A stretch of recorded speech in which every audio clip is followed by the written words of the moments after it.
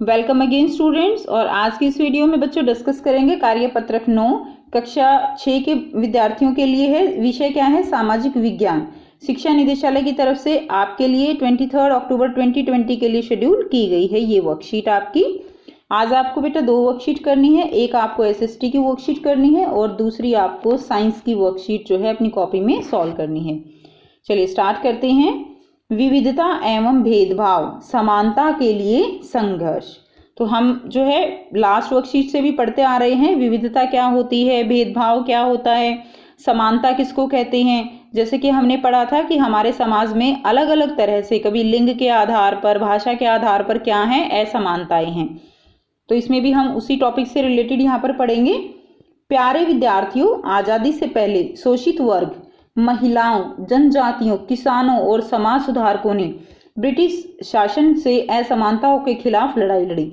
यानी ब्रिटिश जब अंग्रेज हमारे ऊपर जो है शासन करते थे तो तब भी हमारे देश में बहुत ज़्यादा असमानताएं थी और जो हमारे शोषित वर्ग हैं, महिलाएं हैं, किसान हैं, समाज सुधारक, सबने जो है ब्रिटिश शासन से इन असमानताओं के खिलाफ जो है विद्रोह किया, लड़ाई लड़ी। आज़ाद भारत के समाज में किसी भी असमानता और भेदभाव को दूर करने का हर संभव प्रयास किया गया है। ठीक है, हमारे देश में प्रत्येक व्यक्ति को समान अधिकार और समान अवसर प्राप्त हैं। तो हमारे देश में प्रत्येक व्यक्ति को, जो हमारा संविधान है उसमें हर एक व्यक्ति का अधिकार समान है, उसको समान अवसर प्राप्त होना चाहिए, ऐसा जो है हमारे संविधान में ऐसा लिखा गया है। लोग अपनी पसंद का काम चुनने के लिए स्वतंत्र हैं और ये हम देख पाते हैं, सब लोग अपनी पसंद का काम जो है वो करने के लिए स्वतंत्र हैं। कोई किसी को बाधित किसी काम को करने के लिए नहीं कर सकता। लोगों को अपनी भाषा बोलने, त्योहार मनाने और अभिव्यक्ति की पूर्ण आज़ादी है। अपनी सभी लोग अपनी पसंद की भाषा बोल सकते हैं, अपनी पसंद से त्योहार मना सकते हैं, उनके ऊपर किसी तरह की कोई बंदिश नहीं है। और अभिव्यक्ति क्या होता है कि सबको बोलने की पूर्ण रूप से आज़ादी है। भारतीय संविधान सभी भारतीयों को कानून के समक्ष समान जो है मानता है। इसमें कहा गया है कि किसी भी व्यक्ति के साथ धर्म, लिंग, जाति, प्रदेश, भाषा, रंग आदि के आधार पर भेदभाव नहीं किया जाएगा।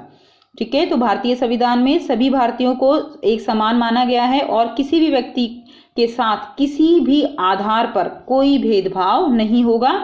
सबके साथ समानता का व्यवहार किया जाएगा, चाहे वो अमीर हो या गरीब हो। उदाहरण के लिए विद्यालयों के द्वार सबके लिए खुले हैं। ठीक है, सभी बच्चे विद्यालय जा सकते हैं, किसी के लिए कोई बंदिश नहीं है। तथा सभी वयस्कों को चुनाव के दौरान मतदान करने का समान अधिकार है। यानी ऐसा नहीं है कि महिलाओं को जो है जो मतदान करने का अधिकार नहीं है या किसी जो निम्न जाति के लोग हैं उनको अधिकार नहीं है। सबको समान रूप से अधिकार है मतदान करने का चुनाव के दौरान। और इसी अधिकार का प्रयोग करके लोग जो है वो क्या करते हैं, वो अपना प्रतिनिधि चुनते हैं। संवैधानिक उपायों के बावजूद भारत में असमानता के लक्षण जो है वो दिखाई देते हैं। यानी संविधान में इतने उपाय किए गए हैं कि किसी तरह से किसी के साथ कोई असमानता ना हो, लेकिन फिर भी हमारे देश में असमानता के लक्षण वो दिखाई देते हैं। असमानता गरीबों को सबसे ज़्यादा प्रभावित करती है। ठीक है, लोगों में समानता क्यों नहीं है, इसके पीछे बहुत से कारण हैं। जैसे गरीबी हो सकती है, संसाधनों की कमी है, धर्म है, ठीक है, जाति है या लिंग के आधार पर भेदभाव। तो लोगों में समानता जो है वो नहीं है, तो इसके ये सारे रीजन हो सकते हैं, ये सारे कारण हो सकते हैं। गरीब अमीर में भेदभाव किया जाता है, धर्म के नाम पर भेदभाव है, जाति के नाम पर है या कभी लिंग के नाम पर जो है वो भेदभाव हमारे समाज में फैला हुआ है। समानता के लिए बहुत से व्यक्तियों तथा संगठनों ने संघर्ष किए हैं। तो समानता के लिए बहुत से लोगों ने जो है इसको खत्म करने के लिए अलग अलग अपने अपने स्तर पर जो है वो क्या किए हैं, संघर्ष किए हैं। जैसे डॉक्टर भीमराव अंबेडकर ने सामाजिक समानता हेतु मंदिरों में सभी के प्रवेश हेतु संघर्ष किया। स्त्री शिक्षा हेतु महात्मा ज्योतिबा फुले और सावित्रीबाई फुले ने संघर्ष किया। यानी इन लोगों के एग्जाम्पल दिए गए हैं कि किस तरह डॉक्टर भीमराव अंबेडकर जो है उन्होंने सामाजिक समानता के लिए मंदिर में सभी लोगों के लिए जो है प्रवेश के लिए संघर्ष किया, क्योंकि जो डॉक्टर भीमराव अंबेडकर हैं वो भी एक निम्न जाति से संबंधित जो है थे, महार जाति से, और उन लोगों को गांव में रहने की भी इजाजत नहीं थी, मंदिर में प्रवेश करना तो बहुत दूर की बात है। तो इस चीज के खिलाफ जो है डॉक्टर भीमराव अंबेडकर ने संघर्ष किया। और स्त्रियों की शिक्षा को वो जो है पहले मान्य नहीं थी, लोगों का मानना था कि स्त्री शिक्षा कोई जरूरी नहीं है, लेकिन महात्मा ज्योतिबा फुले और सावित्रीबाई फुले ने इसके लिए संघर्ष किया। अब बच्चों यहाँ पर कुछ प्रश्न दिए गए हैं जिनको हम करेंगे। पहला प्रश्न क्या है, समानता से आप क्या समझते हैं? तो देखिए समानता का मतलब क्या होता है, यहाँ पर आप लिखेंगे। सो बच्चों इसका आंसर जो है समानता से आप क्या समझते हैं, आप यहाँ से लिखेंगे किसी भी व्यक्ति, यहाँ से शुरू करेंगे, किसी भी व्यक्ति के साथ समानता क्या होती है, किसी भी व्यक्ति के साथ धर्म, लिंग, जाति, प्रदेश, भाषा, रंग आदि के आधार पर भेदभाव नहीं किया जाएगा और सबके साथ समानता का व्यवहार किया जाएगा, चाहे वह अमीर हो या गरीब। ये क्या है, ये समानता है।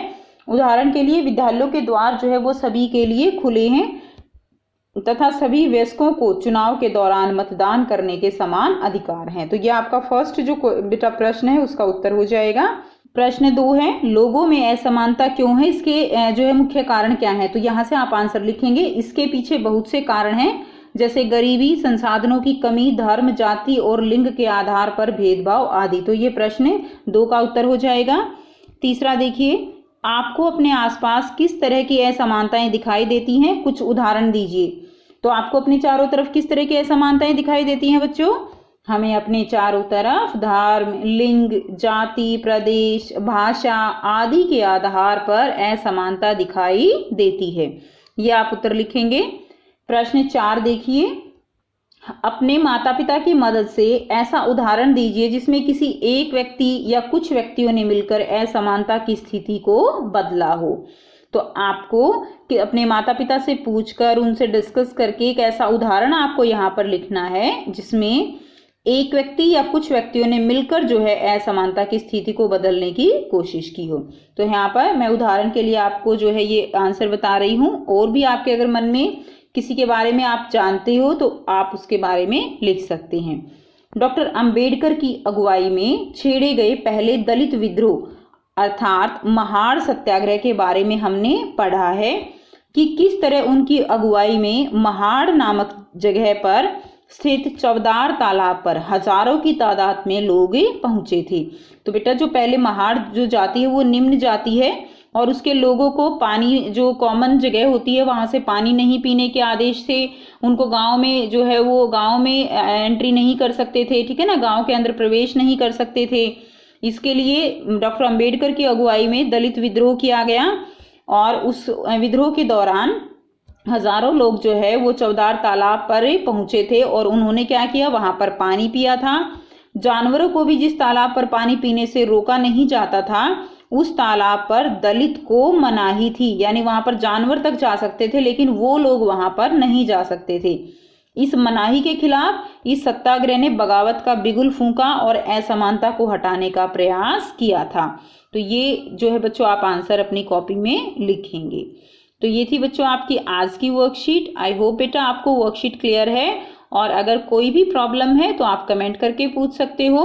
अगर वीडियो अच्छी लगी तो लाइक शेयर जरूर कीजिए, चैनल को सब्सक्राइब कीजिए and thanks for watching. Have a nice day.